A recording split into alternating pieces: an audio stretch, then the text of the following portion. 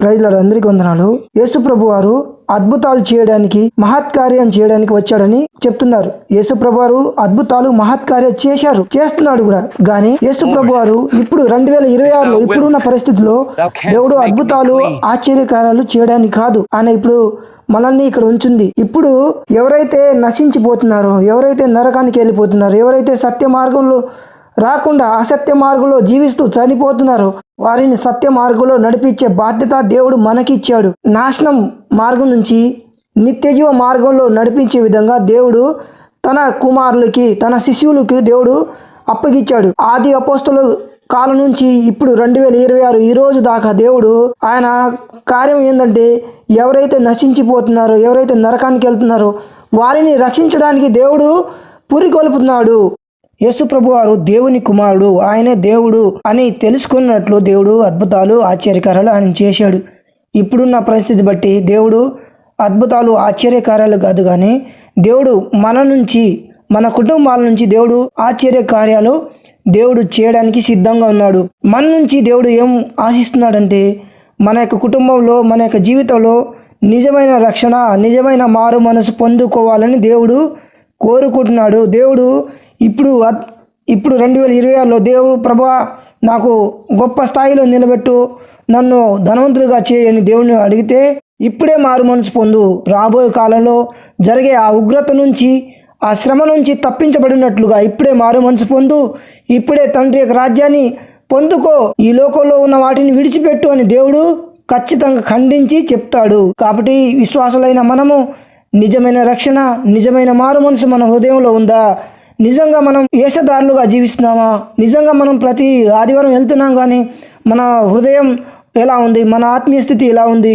దేవుడు చెప్తున్నాడు. లూకాసు వార్త 19వ అధ్యాయం 10వ వచనంలో అక్కడ మనం చూస్తే, మనుష్య కుమారుడు ఈ లోకానికి ఎందుకు వచ్చాడంటే, నశించి పోతున్న దాన్ని వెతికి రక్షించి ఆయన నిత్య జీవం ఇవ్వడానికి ఆయన ఈ లోకానికి వచ్చాడని అక్కడ రాయబడి ఉంది.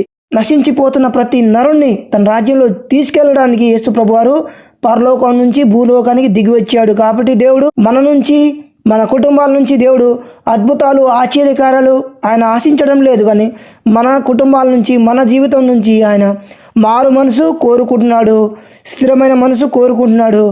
దేవుని యొక్క రాజ్యానికి మనం సిద్ధపడి ఉండాలని కోరుకుంటున్నాడు.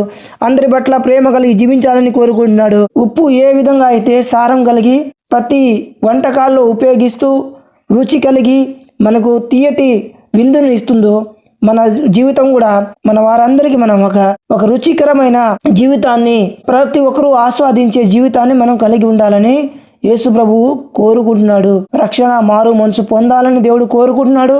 అదే పొందుకోవాలి.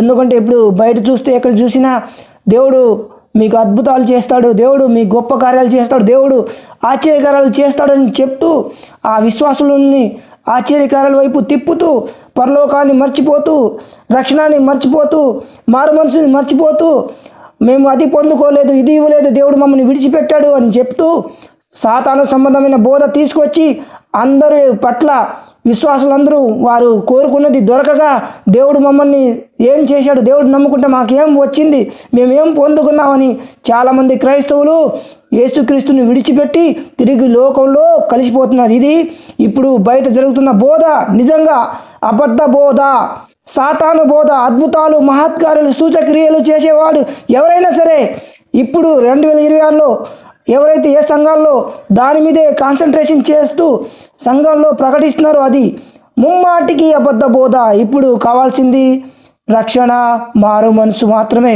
యేసు ప్రభు ఇప్పుడు భూలోకానికి వచ్చి ఏమైనా మనం కోరితే అదే యేసు ప్రభు కోరుకుంటాడు.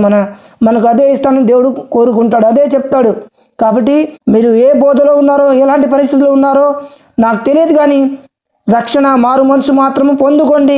దేవుడు చెప్తున్నాడు కదా, మొదట నా నీతిని, నా రాజ్యాన్ని మీరు పొందుకోండి, తర్వాత మీకు కావాల్సిన అవసరాలు, మీకు అక్కర్లు, మీకు ఇల్లు, మీకు ఆస్తులు అన్నీ దేవుడు ఇస్తాడు.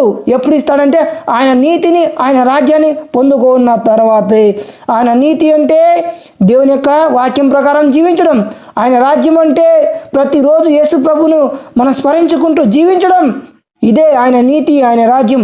ఆయన నీతిని, ఆయన రాజ్యాన్ని మనం వెతుక్కి పట్టుకొని జీవిస్తే ఖచ్చితంగా పరలోక రాజ్యాన్ని మనం చేరుకుంటాం. దాంతోపాటు భూమి మీద బ్రతికే కొన్ని సంవత్సరాలు మనం పెంట కుప్పల నుంచి బీదలను దేవుడు పైకి లేపుతాడు. దేవుడు అందరికీ సహాయం చేస్తాడు. ఈ మాటను బట్టి దేవుడు ప్రతి ఒక్కరిని సత్య మార్గంలో నడిపించును గాక. ఆమేన్, ఆమేన్.